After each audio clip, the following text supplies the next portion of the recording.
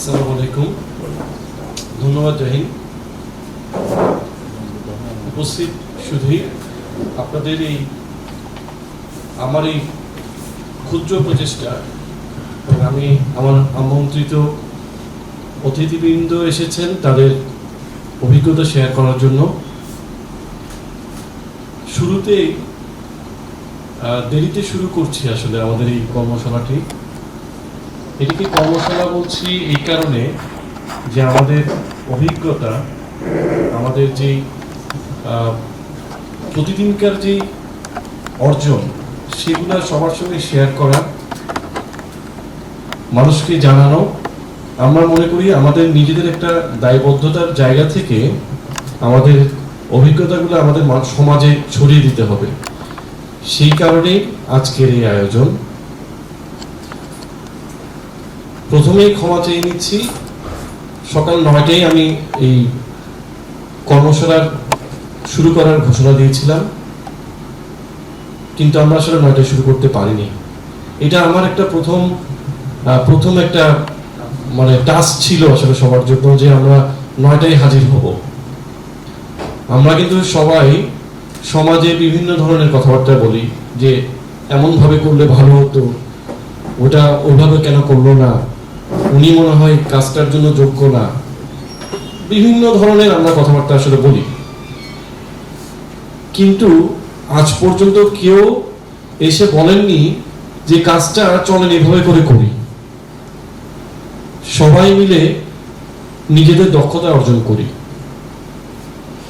সবাই খালি উপদেশ দিই আমরা, কিন্তু কাজটা কিভাবে সম্পাদন করতে হবে, সাকসেসফুলি কিভাবে সেটা চলমান থাকবে, এই বুদ্ধিটা আমরা আসলে মনে হয় সমাজ থেকে পাইনি। আমি ব্যক্তিগতভাবে স্ব-উদ্যোগী হয়ে এই কর্মশালার আয়োজন করেছি। যদি কিছুটা সমাজে পরিবর্তন আনা যায়, যদি দেশের অর্থনীতিতে কিছুটা পরিবর্তন যদি আমরা আনতে পারি, তাহলে আমাদের সার্থকতা হবে।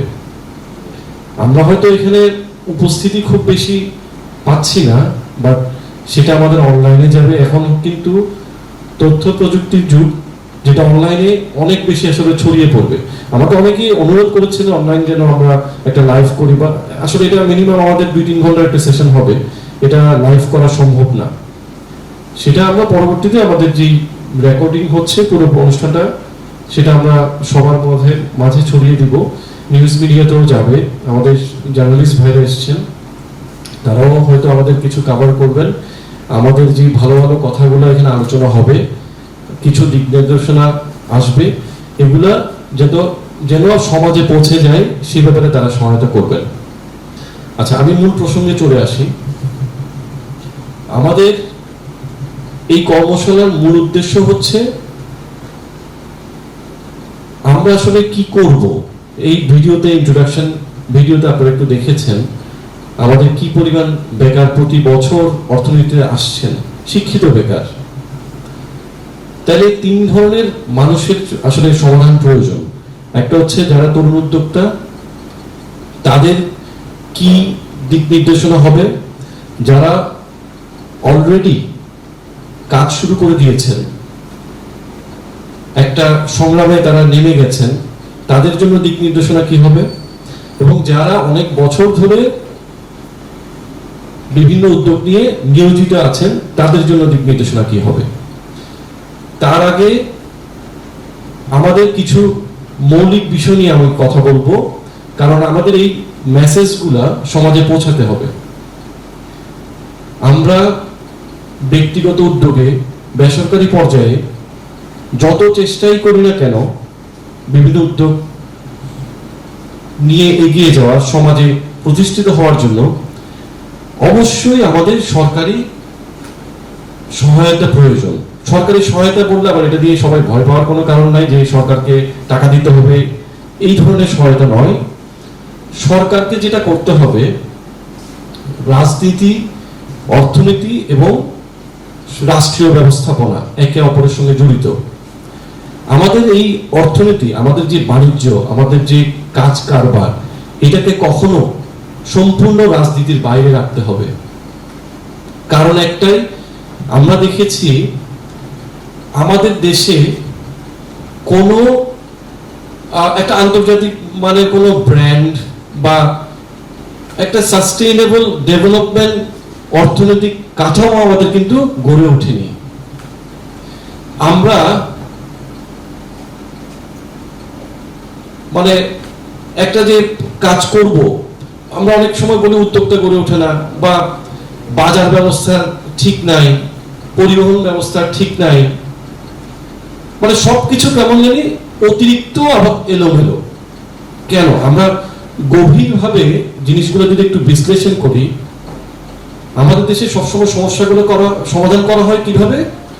কোনো এক জায়গায় হয়তো আমার একটা আঙুলে একটা ফোড়া উঠেছে, আঙুলটা সব কেটে ফেলে দাও।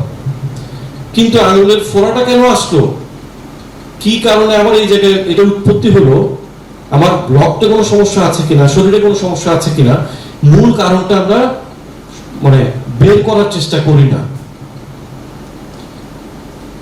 আরো কিছু এক্সাম্পল আমি দিব। আমরা ঘটনার গভীরে কখনো যাই না।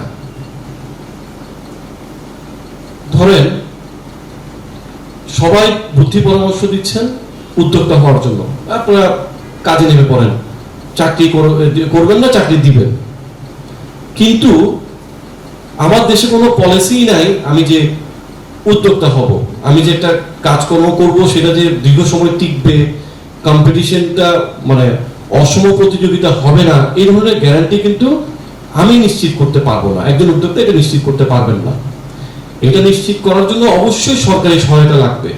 সরকারকে যেটা করতে হবে, আমাকে একজন উদ্যোক্তাকে তার কাজটা করার জন্য সুযোগটা তৈরি করে দিতে হবে। গভর্নমেন্ট যেটা করবে, পলিসি ডেভেলপ করে দিবে। এই পলিসিকে কাজে লাগিয়ে আমাদের যে উদ্যোক্তারা আছেন সেটা ব্যবহার করে সে সফলভাবে সামনে এগিয়ে যাবেন, অর্থনীতিকে বলিষ্ঠ ভূমিকা পালন করবেন অর্থনীতিতে।